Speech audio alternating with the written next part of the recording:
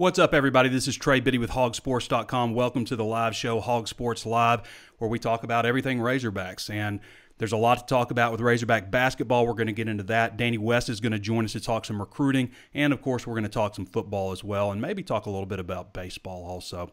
All that and more on Hog Sports Live.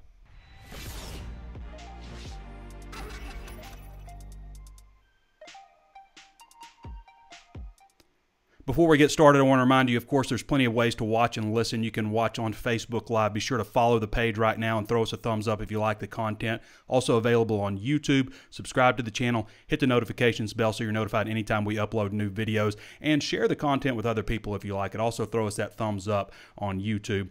Also available on Apple Podcasts if you choose to listen. Throw us a 5-star review. Say something nice about the content. And available anywhere you get podcasts. HawgSports.com is just $1 right now for your first month, or 30% off your first year with a 7-day free trial. No promo code or anything. It's a great time to sign up with spring football right around the corner. Pro Day happening next Wednesday, and plenty of stuff going on in recruiting and basketball, of course. All right, Arkansas, 99-90 winners over LSU. Didn't finish dramatically strong. Kind of trying to hold on there at the end, but really a great game. And I thought a great environment for a Wednesday night, 6 o'clock game, kind of a late arriving crowd, but a really good crowd for senior night. And Arkansas led by 23 points at one point, and then they missed 8 free throws, and then suddenly it's a 7-point game there with about 2:03 left or so. That was the 30-point game by Mason Jones, 36 points. I think he had 12 free throws, so that's 219 free throws made on the season, which is leading the NCAA and is a new Arkansas record. The old record was 212. 26 points, 15 rebounds for Jimmy Witt. What a way to end his career in Fayetteville. And hopefully for Arkansas, this is the last game, because if it's not, that means they made the NIT. So a great finish for Jimmy Witt. I thought he had a great note on on Twitter. In fact, I want to get to that later. I'm going to bring in Danny West here pretty earlier than normal, because he's got some obligations. But, with Jimmy Witt, I'll say this, when he left Arkansas the first time, I said, and I remember saying, Jimmy Witt's a dime a dozen. They can go out and get another 6'3" guard who can't shoot. I remember saying that, and I was wrong. Because Jimmy Witt is not a dime a dozen. There are not a lot of players like Jimmy Witt. Normal things don't work for Jimmy Witt. He has to double clutch his mid-range jumper with a Craig Hodges free throw style look way over his head. And he makes them. Nobody makes mid-range shots anymore. But Jimmy Witt does. He can finish, long arm guy, guards the best defender. Can rebound, great rebounding guard, especially for 6'3". 26 and 15 for Jimmy Witt. Sorry about that, Jimmy. I was wrong. He's really provided a lot to this team. Desi Sills with 13 points. I mean, Desi's played his best 5 games in a row at Arkansas in his 2-year career. Only 11 for Isaiah Joe, but he opens up a lot of things. If you watched the walk and talk the other day, last night, I did a walk and talk. Then, I kind of go over all this stuff, so I don't want to jump into it too much. But it's a big win. Arkansas is not in the NCAA tournament. They're not in the dance right now. They still have work to do. They've got to go win at Texas A&M and win 2 more before you say, okay, they're in great shape. 2 more in the SEC tournament. So 99-90 winners over LSU. Next up is Texas A&M, College Station, March 7th, 3:30 p.m. Texas A&M coming over a win at Auburn. So Arkansas right now is a 10 seed. They're 7-10 right now.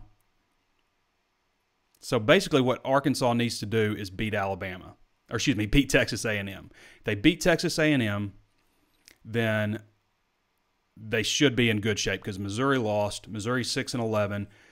Missouri and Alabama play, so Arkansas needs Missouri to win over Alabama and for Arkansas to beat Texas A&M. I mean, if they beat Alabama, that just moves Arkansas up to a 9 seed. It's not like a big change, but better seed's a better seed. The key is getting the 10 seed, because you get the bye. You get the first round bye, so that's the key. Let's see, what time is Arkansas's game? 3:30 on Saturday. And then Alabama plays Missouri at 1:30 on Saturday. All right, going to get into Danny West recruiting coverage. I told him I'd get to him early, so it's a lot of stuff going on in recruiting. March 7th is a big weekend. You wish you had a home game. Trey, Biddy. What's up, Danny? I was just telling everybody. Yeah, we were just kind of going over basketball stuff, and I was just letting everybody know that recruiting is about to start heating up, and you got some stuff going on, so I wanted to get to you early. Yeah. Actually, I've got plenty of time, so we're in no hurry here. But, yeah, big junior day coming up this weekend, Trey. Pretty good list. I mean, you can find all the names at HawgSports, but if you'd like, I can run through a few of them real quick. Yeah, let's hit on a couple of them, Danny. All right. We're going to start with Petron Jackson. He's a 4-star wide receiver out of Royce City, Texas. This guy's, he's in the top 200 nationally. I would dare to say he might be Arkansas's top target this year at wide receiver. A really intriguing position group when you think about, you missed on a couple of guys last year, probably didn't come away with the type of receiver class that you'd hoped for, so you got to make up for it a little bit. And if they could get this guy, that'd go a long way in doing that. Roderick Daniels is another wide receiver. He's really high on Arkansas's list as well. He's out of Duncanville. And he's kind of a smaller guy, about 5'9", which would probably be the smallest wide receiver we've seen Justin Stepp really go after, right? Mm-hmm. When you think about his 3 years here, it's all been you got to mix it up, though. 200. You got to have some of those shifty guys. guy. Yeah, that's right. And there's another 4-star, Javon Nelson. He's a defensive end out of Tennessee, Murfreesboro, Riverdale High School, 6'3", 260. Big-time guy. Tons of SEC offers. He's the real deal. And then I'll throw one more in there. Gentry Williams from the 2022 class. By the way, the previous 3 I touched on there, obviously 2021 guys. But Gentry Williams, 4-star cornerback out of Tulsa, Washington High School, Booker T. Washington. Great program. And this guy's elite. He's actually in the top 10 nationally for next year's class. So really big-time visitor there.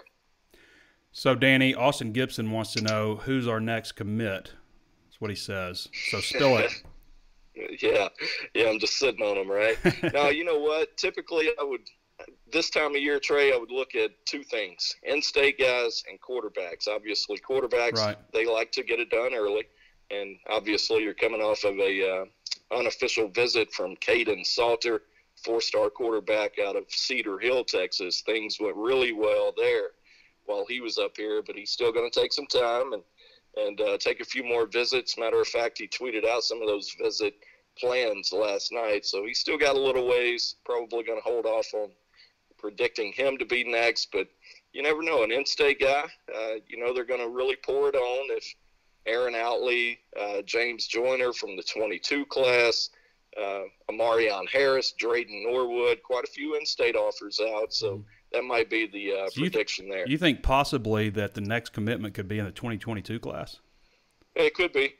James Joyner, I mentioned him because, he's a good one. Go back a couple weeks ago, and I had a story on him, and he came out and said it. He said Arkansas is going to make it really, really tough for anybody else to, come in here and get me. He said they're really pouring it on him. He's a huge fan of Jimmy Smith, who, by the way, I've been really impressed with. Yeah, several of these guys. Sam Pittman told me. Sam Pittman said about Jimmy Smith. He goes, "You're gonna smile when you meet him." That's what he told me. I remember him saying that. Yeah. And the first time I met him, he does have that personality, that kind of vibe. Mm-hmm. So I could see him being a good one. I've been really impressed with John Cooper. To be honest with you, he's really active. He's on a lot of really good ones too. And it seems like every time I turn around, I've got a different kid telling me. I talk to that guy every day. So that tells me, that's a good sign. Yeah. We've seen some guys that probably didn't hit on their targets maybe once every 2 weeks or so. I like the guys that hit on them every day. It starts with being active. That's like we can get into personality and being genuine and, all this other stuff, the tricks of the trade, but it starts with being active and just getting after it and recruiting. That's right. Now, you're not predicting Caden Salter to be the next commitment, but you do have a crystal ball pick in for him to go to Arkansas. I do. What's spurring that? And does that change since he announced a bunch more visits? Has that changed? No, it doesn't change. I'll tell you the key here for me, Trey, is Kendall Browse. The relationship he started with him as a freshman in high school, that sounds awfully familiar to a Malik Hornsby. He got on him early and it paid off for him. Same deal here with Caden. He actually said the other day, this guy, he went to a camp and Kendall Browse was there, and Kendall basically told him, hey, don't forget about me. I'm not going to forget about you. And ever since then, over the last 2 years, they've become really close. So I do think Arkansas is going to be in it for the long haul. And as of right now, I like Arkansas. I mean, I don't mean to say it's like should be easy for him to recruit quarterbacks, but all he has to do is show a little film and show the stats of the guys that he has coached. I mean, ridiculous numbers. If you can start in this offense, then your numbers are going to be pretty ridiculous. And it's not like with Chad Morris and Deshaun Watson put up crazy numbers, but he was also Deshaun Watson, right? That's true. And not all these guys that have played under Briles, and they're not playing in the SEC, or maybe even not even the ACC, but all these guys that have played under Briles are putting up just absurd numbers, and none of them are Deshaun Watson. Yeah, that's right. Now let's see what he can do with Felipe Franks, right? Right.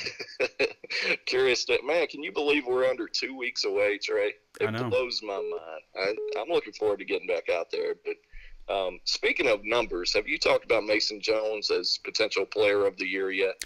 I haven't yet. Obviously, the one thing Got some numbers for you. The one thing standing in his way is the wins, not having a winning SEC record. But, man, aside from that, he's the MVP. I mean, if they have the wins, there's no question that he is the MVP. It almost comes down to what do you name it? We're calling it the SEC Player of the Year. But if it's the MVP, there's no one more valuable than that guy. I actually brought up some numbers this morning just to compare him and quick. Mason averages 5 more points a game, 1.3 more rebounds a game, 2.5 more assists per game, almost 1 full steal more per game, and he hits 3.5% higher from the field. That's pretty impressive to me. So, I don't know. It's kind of bugging me that he's probably going to come in the short end here. Especially when you consider, I mean, he is being double-teamed every time he touches the ball. That's right. And I don't know that Quickly is dealing with that. The Kentucky kid's not. Right. I mean, it's Kentucky. They've got guys to. Especially, Danny, when Joe was out, and I know it's not like they were just getting clobbered in all those games. They had a bad showing at Tennessee, but aside from that, they had a chance. They were right in all those games. And he's getting doubled. He's the focus of everybody. I mean, I got to believe, like, who's deciding? I can't even remember. Is it like the coaches or the media? I guess it's the coaches. I couldn't tell you. I don't know who it is exactly that decides, but if it's coaches, I think he's got a shot because every single one of those guys, is like, how good is Mason Jones? Wow. I mean, I can remember Bruce Pearl coming in. That's the first thing he said. Yep. Wow, how good is Mason Jones? And of course, I think he scored 40 in that game. Are they going to win Saturday?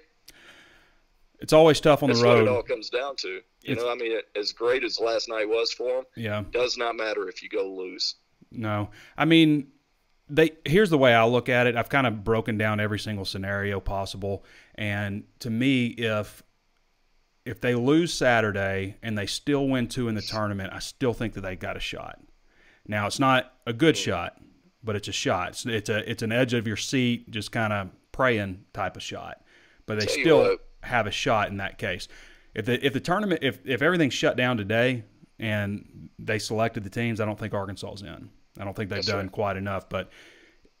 And here's the deal too, Danny. If they go and beat Texas A&M Saturday and then lose in that first round of the SEC tournament, then they're out. That's almost worse. That's worse. I mean, I made the point last night about Ole Miss last year, and I think that's right. But Ole Miss had built up a pretty good resume and dropped that first game in the SEC tournament, and that was the last we heard of them. They're out. Played themselves out of it. That's right. But you know what? the committee seems to me puts a lot of stock into road wins, and Arkansas sitting there at 4-7. That sounds like a bad record, but it's actually the same road record as Florida, and only one game behind LSU on the road. So it's not a terrible road record, but if you could squeeze in one more, that might go a long way for you. But A&M's going to be tough, man. It's senior night. They're senior led. It's going to be a tough outing. It is, and they've gotten a lot better. Yeah, a lot better. That's a good coach down there. Yeah. You hate to like him, but you do. Yeah. That's right. So I want to touch on baseball real quick too, Danny. Arkansas has lost 4 games in a row. Not good. Connor Nolan's going to miss this weekend, and they play South Alabama. What's the latest on baseball, and your thoughts on this little bit of a slump? I mean, there's a lot of ebbs and flows. It's not like they're getting routed here. They lost. The Oklahoma game was a convincing loss. They lost to Texas 8-7, lost to Baylor 3-2, and lost to Illinois State at home against their Friday starter on a Tuesday 8-7. Here's what I would say. It's March 5th, right? I mean, it's super early. I think they're going to be fine. I would be more worried if they're not getting runners on base right now, but they are. I mean, they left 12 against whoever they played earlier this week, Eastern Illinois or whatever. They left 9 against Baylor, 8 against Texas, 8 against Oklahoma. They're going to figure that out. They're just not getting the timely hits that you saw, throughout the second half of the season last year. That's going to come around, especially if Casey, if he can start getting it going a little bit, which, Tuesday was a good sign. That's what you want from him. But he's got to continue that. I think the hits will come. The pitching probably concerns me quite a bit more at this point, but especially with Connor going down, I mean, he needs to hurry up and get over that. That's probably – I think they're going to be fine. It's a typical Dave Van Horn situation. As soon as you start counting them out, here he comes. So you kind of have to be careful what you say because he can make you look foolish for what you said in March. Yeah. How long is Connor out? I think he's just going to be a week. Okay. Good I think deal. it'll just be this week, hopefully. All right. Anything else to add, Danny? No, I don't think so. I think unless you've got something.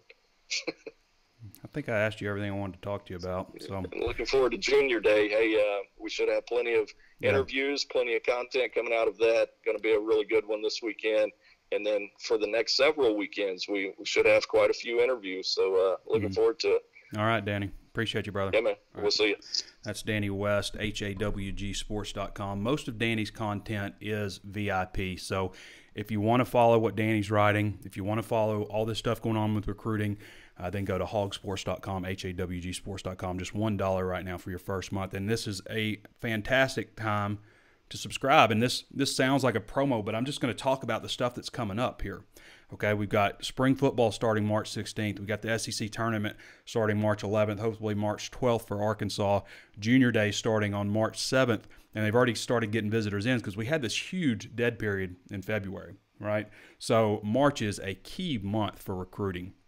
And then April 15th opens the evaluation period. So then coaches are finally going out on the road visiting recruits. So there's going to be a lot of stuff going on with recruiting with this new staff. I mean, we saw what they can do with a short window, trying to piece a class together, and did a good job of it. But now it's time to see what they do with a full year under their belt. And it's already started, but it really gets busy in March. So it should be an exciting time for those who like to follow recruiting. And if you haven't followed recruiting before, it's a lot of fun. And you certainly get a lot of stuff when you sign up at HawgSports.com, not only all of our content and Danny's VIP stuff, but you can see our crystal ball picks, where we think different recruits are going, and all the stuff with our database. There's so many things. I tell people when they subscribe to Hog Sports, just start hitting buttons and see what happens. But one of our best features is the Razor's Edge Premium Forum. And this isn't. I haven't seen the numbers for January. I would imagine we're probably somewhere in the top 15 nationally on traffic on our message board. But in December, we were number 1 in the country for Arkansas. Not a huge state. Really significant. Really proud of what we've been able to do there. In 17 years, this month marks 17 years that I've been publisher at Hog Sports, and almost 2 years now with 24/7 Sports, and it's been remarkable what we've done in a short time at 24/7 Sports. All right, everybody, I want to move into what do I got next on the docket? We talked basketball. We touched on, let's talk a little spring football. Y'all want to talk spring football? 7 newcomers are going to be there. Let's just kind of go over, let's go over the depth chart. I've got a pre-spring projected depth chart. I ran this VIP, but I'm going to go over a little bit of stuff with you guys. Obviously, Felipe Franks. I want to hit on the stuff that's pretty well given, Rakeem Boyd. But like Traylon Smith, how good is he going to be? We've heard a lot of good things about him at running back, and Arkansas hasn't had a 1-2 punch at running back since 2014. I believe 15 is the year they were going to go in with a senior Jonathan Williams and a junior Alex Collins, and Williams got hurt and he didn't play that season. But the year before that, both of those guys ran for like 2,400 yards total. That's the last year that Arkansas has had a true tandem where both guys, you're arguing like who's better, that kind of stuff. Traylon Smith brings a lot of different stuff to the table. You need a 1-2 punch. Nothing against Devwall Whaley. I mean, he had his qualities, but there was a drop-off after Rakeem Boyd.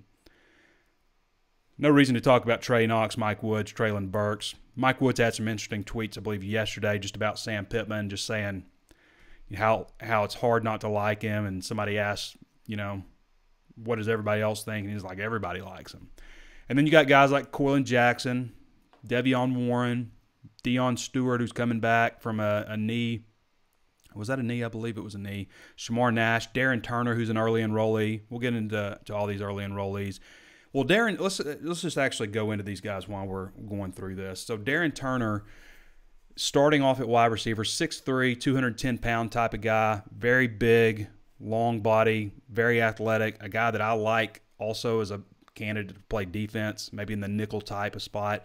But with TQ Jackson moving on and of course, Jordan Jones also, maybe it makes sense to keep him at wide receiver. So tight end, obviously they need Hudson Henry to step up and realize his recruiting ranking. Blaine Toll also has moved to tight end. And that makes sense also. Recruited more as a defensive end, but when you consider defensive end's in pretty good shape. I mean, you've got 3 guys from last year that enrolled early as freshmen who are now going through their second spring. Matayo Soli, Eric Gregory, and Zach Williams. Plus you get Dorian Gerald back. You've added Julius Coates to the mix. So defensive end is in pretty good shape. So it makes sense to move Blaine Toll. Toll, who's only 17 years old. And when you think about him being so young, he's one of those guys that's like 14 and he's grown, like Ty Story was like that. Ty Story, when I met Ty Story when he was like 14 years old, he looked the same as he did now, like full beard and all that stuff. And Toll is kind of like that. He's got to become a better blocker, and obviously that's, just kind of a product from the system he played and playing so many different positions, become a better route runner and things like that. And that'll come. But when I saw him in camp, I was thinking this guy's probably going to end up as a defensive end. But I could see him working out with some coaching at tight end. Offensive line could be all over the place. Who starts at left guard? Bo Limmer, Luke Jones, Kirby Adcock, Shane Clennon come back, Undertaker style, because he just kind of disappeared last year. Ricky Stromberg up to 300 pounds now. Does Luke Jones or Bo Limmer, do they push Ty Clary at center? Is Ty Clary going to get his snaps back quicker? He's got to be tired of hearing that. I've got Nate Dalton listed as the backup right tackle. I absolutely expect him to start at either right tackle or left tackle. Just the fact that he's coming back off an injury 7.5 months ago since he had surgery. That's about 6 months to recover, but that doesn't mean just jump into full live contact. And it's the spring. It's not like they're preparing for a game. So I can see them kind of holding him back. Chibozie Mwana, is this an opportunity for him to step up under a new staff? Certainly a big, big kid. How big is Myron Cunningham? I thought he looked pretty slim last year at 290.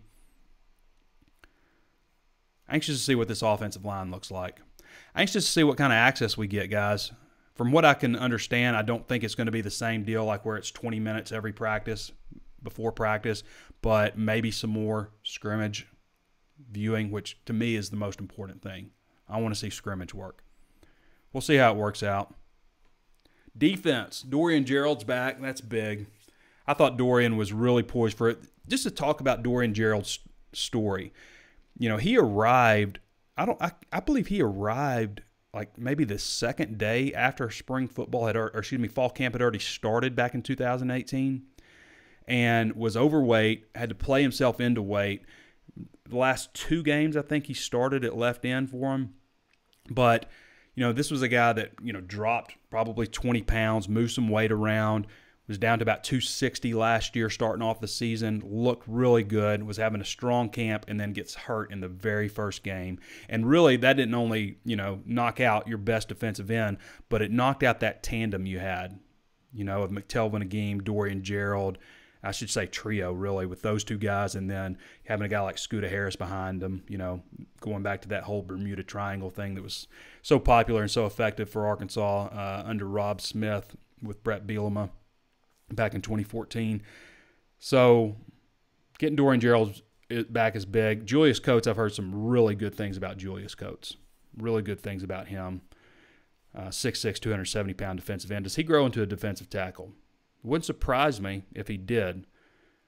And I could also see Julius Coates working inside at the nose. If it's an effort like it's a 3rd and long, we want to go to an odd front, we want to get our best 3 defensive linemen on the field, then Julius Coates makes a lot of sense. Jonathan Marshall coming back as the strongest guy on the team. Isaiah Nichols. Marcus Miller, is he going to be fully back from his knee issue from last year? He may not be all the way back.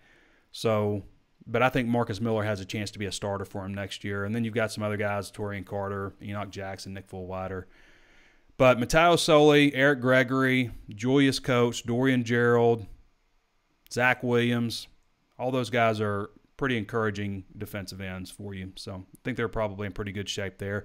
Linebacker, we could see what happens when Levi Draper enters the fold after the spring. But you got Bumper Pool, Hayden Henry, Grant Morgan, your projected starters. Zach Zymos is another guy who definitely needed to add some weight last year, but we hear a lot of good things about him athletically. Greg Brooks probably starting out at nickel. The secondary could be like the offensive line. The offensive line, we could see a lot of different shake-up with just different preferences with coaches. And the secondary, too, because you've got Jerry Jacobs coming in. Is Jerry Jacobs a cornerback? Is he a nickel? Is he a free safety or strong safety? Where does he fit in? Jalen Catalon, is he a better fit at nickelback? Is Greg Brooks a better fit at cornerback? Monteric Brown, I think his position's safe, but at the same time, he came in as a free safety at Arkansas originally. But I think Monteric is a good fit at cornerback for him. Joe Fouché, returning starter. Miles Slusher entering the mix now as an early enrollee. So that's kind of where things stand. With special teams, I would expect Sam Loy to start at punter, Jordan Silver to snap, Jack Lindsay to hold, Traylon Burks to return, Devian Warren to return. Also, those 2 are your top returners. And then Traylon Burks at kickoff return and punt return, both of those spots. And then A.J. Reed probably coming in and taking over at kicker when he arrives, the transfer from Duke who's on scholarship. So that's kind of my breakdown. Felipe Franks, I didn't really talk about him a lot, but obviously he's your projected starter. Saw a video that University put out yesterday, I think, and he was running around well. And obviously he's coming back off of a dislocated ankle. I think we went over pretty much all the newcomers. Maybe not Kellen Burrell, who I think is more of an inside linebacker. Kind of maybe a shorter guy with a stout frame is how he's been described, but definitely a Mike type.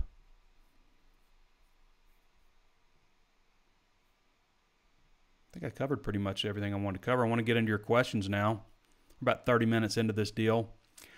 Kalen Arnold says, sending a big woo pig suey from the panhandle of Oklahoma. Mike Warner says, woo pig suey. Kalen Arnold says, love keeping up with my state and my hogs from you all the way out here in Guyman. Did I say that right? Guyman, Oklahoma? Guyman? David Kennedy says, woo pig suey forever. Adrian Jones says, Jimmy played a heck of a game. Yeah, he did. I want to read Jimmy Witt's. What Jimmy Witt said. Let me find Jim Bucks.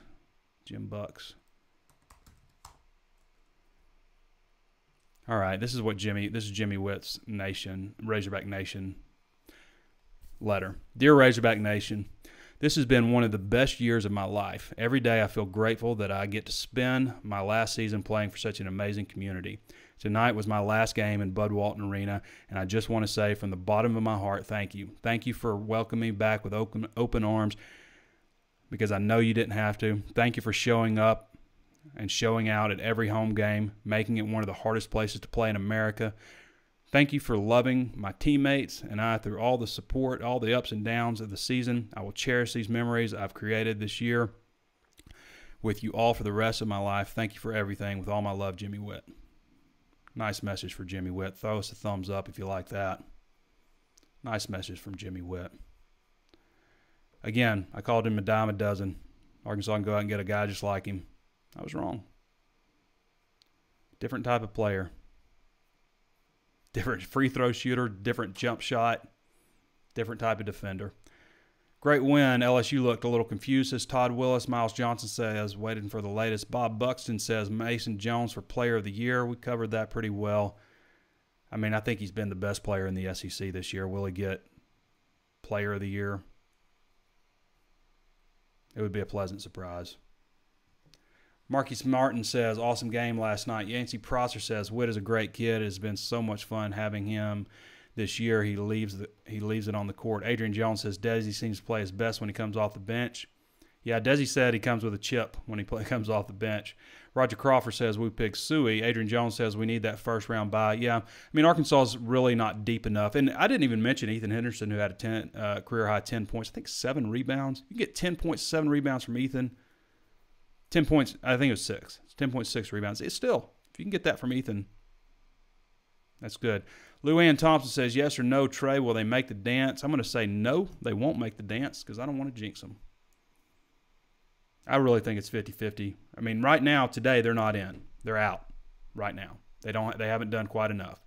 And you can't rely on the NCAA to say, well, you know, they didn't have Isaiah Joe for these 5 games. And even beyond that, you know, it's probably the 5 games before that also where he was hurt and really wasn't playing well. He played really well in that Ole Miss game, had 34 points, and then really didn't do a whole lot after that.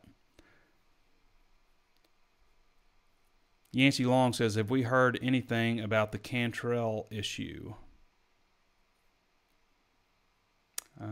Cottrell, you mean? Cottrell Wallace?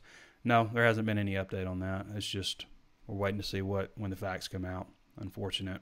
Awful situation. Walt Davis is proud of these coaches and players. They have been resilient and overcome many barriers they have had to battle from the very beginning. They have exceeded expectations. 19 wins is exceeding expectations. I picked them to win 16, I think, this year. WJ Vaught says, who is this quarterback? You talking about Caden Salter? Let's bring up his profile real quick. So, Caden Salter, Cedar Hill, Texas, dual threat quarterback, 6'1", 185. An interesting type of athlete, not like a true burner. Like in track and field, he does the long jump, the triple jump, the high jump, that kind of an athlete, the 300-meter hurdles. Number 89 ranked prospect in the country on 24/7 Sports. He's 244 overall. This is the composite that takes on ESPN, Rivals, and 24/7. Number 89 on 24/7 Sports, number 4 dual threat quarterback in the country, and number 12 overall prospect in Texas, the number 1 rated quarterback prospect in the state of Texas. So he visited Ole Miss. He didn't just rave about Ole Miss. He visited Ole Miss on Sunday, and then on Monday he visited Arkansas, okay, and really had some positive things to say about Arkansas. Previously, before that visit, 100% of the crystal ball picks were to Baylor, although in his interview with Danny West, he said that he sees himself playing in the SEC. So, not good news for Baylor on that front. So, that's Caden Salter. That's probably the guy that we view as the number 1 quarterback for him.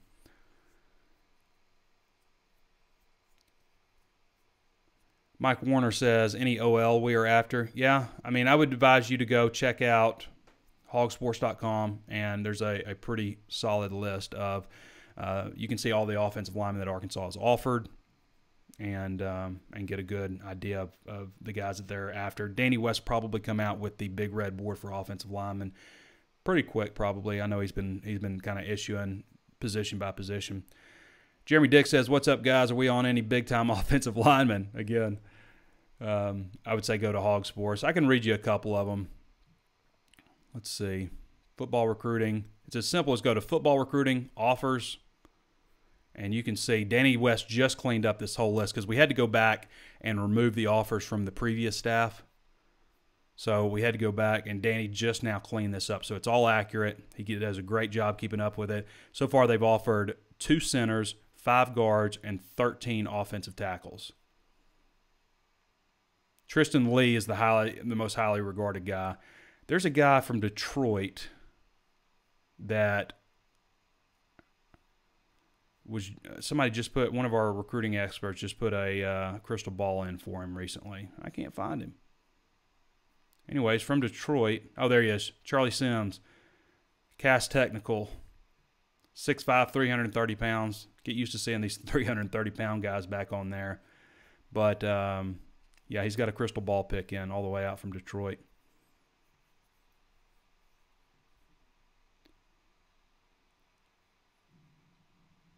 Dustin Hoofman says, do you think there's any chance Mason goes pro? Do you believe he comes back for his senior year? So far, he's not on any draft boards.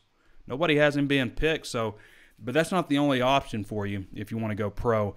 One of the things that I've talked about recently on here is there's something to be said for cementing yourself as a legend in Arkansas. But at the same time, with the guys coming in next year, he's not going to be averaging, 20-something points a game or, I think he's leading Arkansas in rebounds, points, and assists this year. But that's not going to happen next year. Now, he's still going to be a critical player for him, but they're not going to have to lean on him to put up 40 points every night to win. But I think he'll come back, but I don't know. I mean, to the contrary, Isaiah Joe is still, being projected by basically everybody to be drafted within the top 2 rounds. Chase Hogan Jones says Mason Jones is a beast, and without him and Witt, without Joe, him, and Witt are dogged. I'm not sure. Shout out to Sills, the greatest improved player I've seen from start of year to end. Yeah, Sills missed how many 3-pointers did he miss? Was it really 26? I think I said that on the walk and talk, and that didn't sound quite right coming out of my mouth. But he missed a lot of his first several 3-point attempts. As of February 27th, point per game for Jones is 21.1. Quickly is 16.2. Mike Crawford says we need the smaller conference champions to win their conference tournaments. Yes, that would help. Definitely need to be pulling for the teams that are projected to go from their conference, so you don't get those teams in and a at-large bid to a team that otherwise wouldn't deserve to get in. It won't be the same. Texas and A&M we whipped earlier. Yeah, they've improved a lot, Chase. Chase Hogan Jones says, I'll be at the baseball game Sunday. Hope we pull out the win. I'm taking my mom and some family to get their first Hog baseball game ever. That's great. Timothy David Long says Hogs will win the SEC in baseball. Back to Omaha! ! Chase Hogan Jones says spring football coverage on HawgSports 24/7 is second to none. Hey, if they give us more access, like they give us access to scrimmage and stuff, I've said before, that's where we separate ourselves. The more access we get, the more we separate ourselves from the competition. That's why we're the market leader.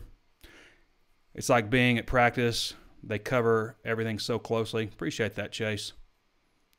We definitely do our best. Timothy David Long says this show is fun to watch. Great job, guys. Appreciate you, David. Thanks for Timothy David Long. Appreciate you for tuning in. Chase Hogan Jones says, there's a lot of triple names here. Chase Hogan Jones says, I wonder how much Felipe Franks is as far as percentage on him being 100%. I've been seeing him running and lifting in the video packages. Yeah, that's kind of what I base it on too. He doesn't seem to have any problem moving around in the videos, so I would assume he's back full, good to go. Can JJ get a fair chance to start with the addition of Felipe Franks? I would hope so. As we've said before with KJ, he's got a lot of raw natural ability, and it's just a matter of how much he's progressed. I think he brings some different things to the table as far as being a physical runner. I think he could, you could have some packages if he doesn't win the starting job because he is a better runner than Felipe Franks. He is a better runner overall, probably more physical type of guy. So I think you could have some packages for him. Even if he doesn't win the starting job, I think he'll contribute. We need consistency at running back, and more importantly, they need to feed the hot hand players. Some of the stats make no sense. Here's a stat that makes no sense that I've repeatedly said is 3 carries in the Western Kentucky game, the game that ultimately got Chad Morris fired, the nail in the coffin game anyway. 3 carries in the first half. He ended up with like 8 carries for 187 yards, which is just ridiculously stupid. Blaine is a beast. Hope he can catch the ball. That remains to be seen. We know he's an athlete, big, strong kid, freakishly big and strong. Chase Hogan Jones says, man, Soley is going to be a monster. Wasn't he the one with the club last year, still played his butt off? Yeah. You know, it's crazy with Soley. He had 22.5 sacks as a senior in high school and didn't register a single sack last year. And then Zach Williams had similar type of numbers as a senior in high school, and he didn't have a sack last year. He had one that would have been a sack, got called back as a penalty. But I would expect both those guys to get in the sack category this year. It's got to be incredibly hard. I mean, there was no thumb. It was just a ball. It was like one of those medieval devices on it. It's like playing like this every game, except for there's a huge wrap on it. Draper will have quality depth and competition. They need him to. Have you ever seen any video of Blaine catching the ball, says Tori Northcross? I don't think so.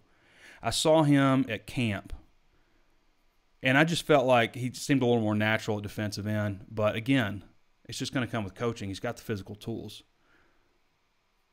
The thing that that jumped out to me about Blaine when he was working at tight end was everything was very new to him in terms of, you know, learning how to step and, you know, some of the blocking things that they were trying to do. And that's obviously expected because all those other tight ends that were at the camp were playing tight end in high school, you know, more regularly than Blaine was.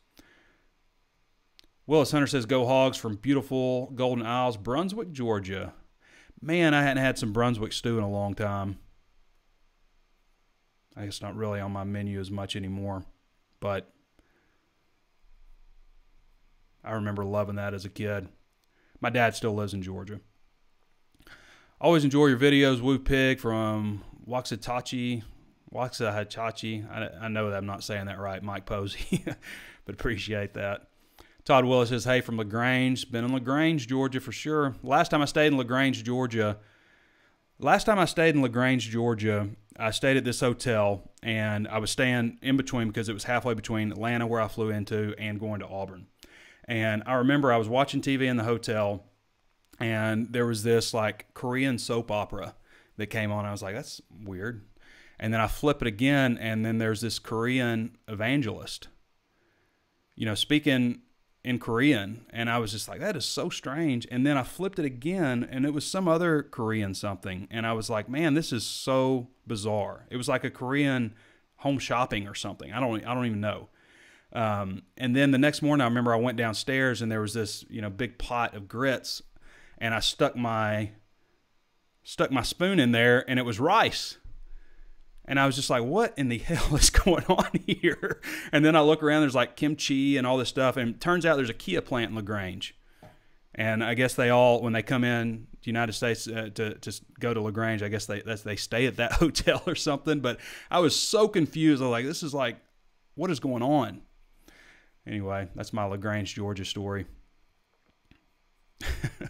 I also went to like Longhorn or something like that, or Sizzler or something. I was sitting at the bar that night watching some Friday night games, and I remember this old cowboy came up and sat by me from, he was not old, he was a young guy, but he was all cowboy, and he was from Sandersville, and he sat down, and, you know, he had money on all the games, and I was telling him, I remember saying, like, well, you ought to put money on Auburn tomorrow, because this was John L. year, 2012. When they played at Auburn. And I told him, like, you should just put the house on Auburn. And so he's like, oh, yeah. And I was like, yeah, I cover Arkansas. They're going to lose tomorrow because they were playing terrible. And I remember this girl came up and talked to the cowboy, and she's like, where are you from? And he's like, Sandersville. And she goes, we don't get many cowboys come around these parts. It was like it was so strange. My whole experience in LaGrange was so weird. And then, of course, the next day, Arkansas goes out and just clobbers Auburn. Just surprised everybody. Just clobbered him. I felt bad telling that cowboy to put all his money on Auburn. Anyway, Todd Willis. That's my LaGrange experience. Derek Hilton says, if Arkansas finishes as a 9 seed, they would play A&M and then Kentucky in the next round if they win. If they finish a 10th seed, they would play Tennessee and then Auburn if they win. Which is better? You're right. It's a good point. So I guess what they need is for Alabama to beat Missouri at Missouri and for Arkansas to take care of business against Texas A&M and lock onto that 10 seed. Thank you, Derek. See, I'm not the only one providing information here. Joseph Marquez says, Joseph Marquez is watching in the third person. Thank you to have you. Thank you to have you. Pleased to have you. Terry P. Roy says, Jones and Joe are gone and Vanover is suspect. Sam Howard says, great show as always from Yorktown, Virginia. I haven't been to Virginia in a long time. It's been a long time since I drove up there. And really, I didn't spend much time there. I was headed to High Point, North Carolina from Georgia. Jeremy Dick says, always Georgia content. Trey and Danny, thanks. Appreciate you, Jeremy Dick. Isaac Riley says, can you imagine Rakeem Boyd behind an OL that can move some people? I know. It's intriguing to think about. I don't even know how he got it done last year. I love the idea that they're going to run the ball. Jeremy Dick says, one more thing, Trey, do y'all need any help? I would love to get paid to cover the Hogs. I'll let you know. I always put out information if we're hiring. David Carr, not anytime soon, though, Jeremy. David Carr says, isn't every team in control of their own destiny? Win your conference tourney, and you are automatic. Yep. I do think it would be harder for Arkansas to win the SEC tournament with a short bench and, having to win 4 games in 4 days. And if they lose Saturday, 5-5. All right, everybody. I think I covered it. Anything else going on here? So, HawgSports right now is $1 for your first month. As I said before, this is a great time to sign up. I mean, spring football, we really go. I think that really is an opportunity where we separate ourselves with our coverage. Some of the things we do, just thinking outside the box, just trying to get real creative with it, building on our stuff all the time. And also Danny West VIP recruiting chat is, a lot of people say it's worth the price. So Danny West does his own podcast just for the site. So he answers all your questions. And, of course, we do all the question answers and stuff like that.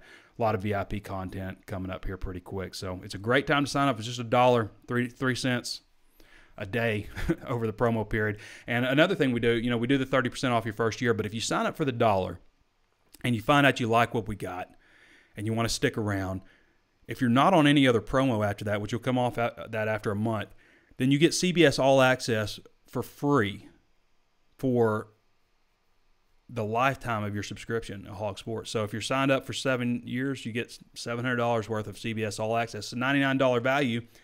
Paying for the site for a year is $9.99 a month, $107.40 if you do the annual. I mean, so it's like getting the site for free or getting CBS All Access for free. It's a great deal.